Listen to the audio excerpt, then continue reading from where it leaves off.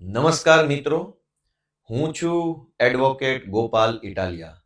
આજે 9મી જુલાઈ 2025નો દિવસ છે.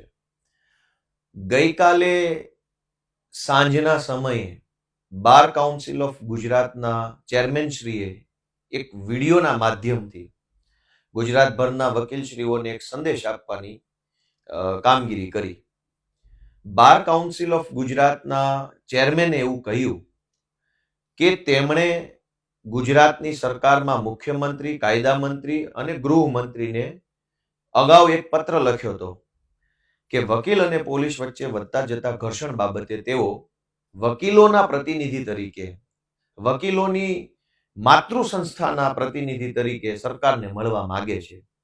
આવો પત્ર ચેરમેનશ્રીએ લખ્યા પછી પણ ગુજરાતની સરકારે કોઈ પ્રત્યુત્તર આપ્યો નહીં, કોઈ જવાબ આપ્યો નહીં. જાણે કે ગુજરાતભરના વકીલોની માતૃ સંસ્થા એટલે કે બાર કાઉન્સિલ ઓફ ગુજરાતની જાણે કે કોઈ વેલ્યુ ન હોય, જાણે કે એનું કોઈ મહત્વ ન હોય, એવી રીતે ગુજરાતની સરકારે બાર કાઉન્સિલ ઓફ ગુજરાતના ચેરમેનશ્રીના પત્રને અવગણ્યો.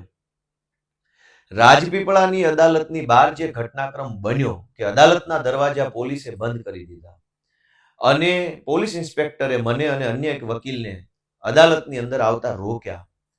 આ ઘટનાનો ઘેરા પ્રત્યાઘાતો પડ્યા. ગુજરાતભરના શરૂઆતમાં તો તાલુકા બાર એસોસિએશન, ત્યારબાદ જિલ્લા બાર એસોસિએશન અને પછી ગુજરાતભરના અલગ અલગ અનેક બાર એસોસિએશને ખુલીને વકીલ સાથે થયેલી ઘટના, ન્યાયતંત્ર ઉપર જે પોલીસે તરાપ મારવાની કોશિશ કરી એનો ખુલીને વિરોધ કર્યો. ગુજરાતભરના અનેક તાલુકા, અનેક જિલ્લાના વકીલ મંડળોએ ઠરાવ કરીને, મીટિંગ કરીને એનો વિરોધ કર્યો. એ બદલ હું જેણે પણ આ મીટિંગ કરી, ઠરાવ કર્યો, વિરોધ કર્યો, એ તમામ બાર એસોસિએશનનો હું હૃદયપૂર્વક આભાર વ્યક્ત કરું છું. પરંતુ મૂળ વાત કે બાર કાઉન્સિલ ઓફ ગુજરાતના ચેરમેનશ્રીએ સરકારને મળવાનો સમય માંગ્યો, એ સમય ક્યારેય મળ્યો જ નહીં. ત્યાર પછી આ રાજપીપળા વાળી ઘટના બની, ફરીથી વકીલ અને પોલીસના ઘર્ષણનો મુદ્દો ચર્ચામાં આવ્યો. ગુજરાતભરના બાર એસોસિએશનોએ સ્ટેન્ડ લીધું. ફરી એક વખત ગુજરાત બાર કાઉન્સિલના ચેરમેનશ્રીએ ફરી સરકારને પત્ર લખ્યો કે હું મળવા માંગુ છું, ઘર્ષણના બનાવ વધતા જાય છે. આ પરિસ્થિતિ શું સૂચવે છે? એક તરફ વકીલ ફ્રેટર્નિટી, વકીલ આલમ વર્ષોથી એવું કહે છે કે વકીલો ઉપર હિંસાના ઘટનાઓ વધી રહી છે, વકીલોને અપમાનિત કરવાની ઘટનાઓ વધી રહી છે. અને મુદ્દો માત્ર વકીલો અને પોલીસ વચ્ચેના ઘર્ષણનો નથી. હું અનેક ગામડાઓમાં ફરું છું, મારા પોતાના અનેક વકીલ મિત્રો છે. ઘણી બધી વખત હું અદાલતોમાં જઈ એમ જ વકીલ મિત્રો સાથે બેસીને ચર્ચા કરતો હોઉં છું. નવા એલએલબી થયેલા અને એઆઈબી ની પરીક્ષાની તૈયારી કરતા જુનિયર વકીલશ્રીઓ સાથે પણ ચર્ચા થતી હોય છે. વાત માત્ર પોલીસ અને વકીલના ઘર્ષણની નથી.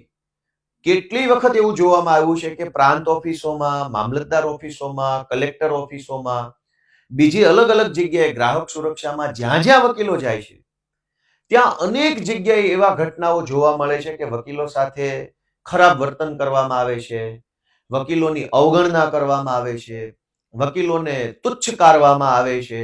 સરકારી તંત્રના માણસો છે એ વકીલોને જાણે કે આ આવી ગયા એવી માનસિકતાથી એમને ટ્રીટ કરે છે, ઇલ ટ્રીટ.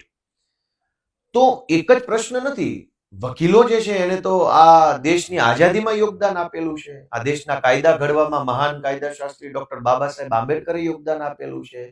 દેશની આઝાદીના લડવૈયા બેરિસ્ટર મહાત્મા ગાંધી છે. લોખંડી પુરુષ સરદાર વલ્લભભાઈ પટેલ બેરિસ્ટર છે. જવાહરલાલ નહેરુ બેરિસ્ટર રહી ચૂક્યા છે. દેશ આઝાદ થયા પછી અનેક મંત્રીઓ, વડાપ્રધાનો, મુખ્યમંત્રીઓ, વકીલો આવ્યા છે. તો વકીલ છે એ હંમેશા સમાજની અંદર એક નવું કામ કરવાના, સારું કામ કરવાના, સમાજને ઉપયોગી બનવાના એક મશાલચી રહ્યા છે, ટોર્ચ બેરર જેને કહેવાય. તો વકીલો જ્યારે ગુજરાતની સરકારને મળવા માંગતા હોય તો સરકારને મળવામાં શું વાંધો છે? મળીને ચર્ચા થાય, વકીલોની માંગણીઓ સાંભળવામાં આવે, એમાંથી જે વ્યાજબી હોય એના ઉપર કામ ચાલુ થાય. પણ મળવાની જ કોઈ હાય નહીં, નાય નહીં. અને જ્યારે આખા ગુજરાતના વકીલોની માતૃ સંસ્થા બાર કાઉન્સિલ ઓફ ગુજરાત જ્યારે પત્ર લખે, એના ચેરમેન પત્ર લખે અને એનો કોઈ જવાબ ન મળે આખા ગુજરાતમાં, એ તો બહુ મોટી દુર્ભાગ્યની બાબત કહેવાય. કેમ કે વકીલો તો હંમેશા જનતાનો અવાજ બનવાનું કામ કરે છે. ન્યાયતંત્રની અંદર રહીને ન્યાયની પ્રક્રિયાનો હિસ્સો બનીને અન્યાય અટકાવવાનું અને ન્યાય કરાવવાનું કામ વકીલો કરે છે.